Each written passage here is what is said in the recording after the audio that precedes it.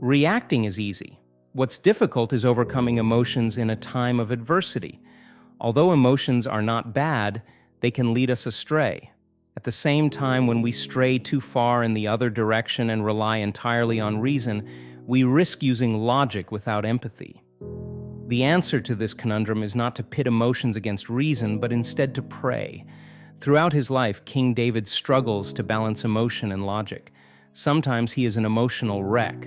Other times he is so calculated that he seems almost brutal. Yet in many moments in his life, especially in his early years, he seeks Yahweh when it would be more convenient not to.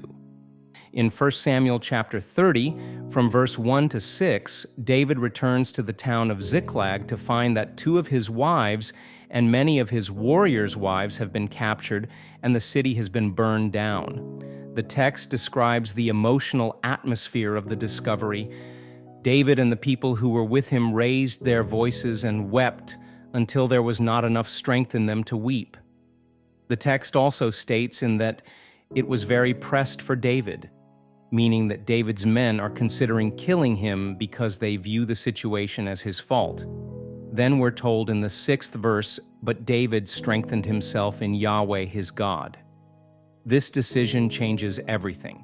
By seeking Yahweh, David learns that he will be able to overtake the raiders of Ziklag and recover the captives. Verse 7 to 10 reads, "Then David said to Abiathar the priest, the son of Ahimelech, 'Please bring the ephod here for me.' So Abiathar brought the ephod to David, and David inquired of Yahweh, saying, 'Should I pursue after this band of raiders? Will I overtake them?' He said to him, 'Pursue them, for you will certainly overtake them, and you will certainly rescue them.' So David went, he and the 600 men who were with him, and they came to the Wadi Besor, but the rest remained." Verse 10, "David pursued, he and 400 men. But 200 men stayed because they were too exhausted to pass over the Wadi Besor." What happens next is amazing.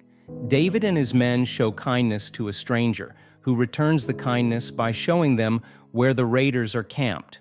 From verse 11 all the way to 20 shows us how David and his men then overcome the raiders and recover the captives. This is one of those God works in mysterious ways moments. But could God have worked in mysterious ways if David had allowed either hot emotion or cold logic to rule him? Probably not. His prayer made all the difference. We overcome the problems we face because God works in us through His Spirit when we seek Him in prayer. This is also how we can overcome our weaknesses and become more like Him. What emotions do you need to overcome through prayer? And what tensions can be resolved through God's work? I want you to pray a short prayer asking God, like David did, to rid you of it.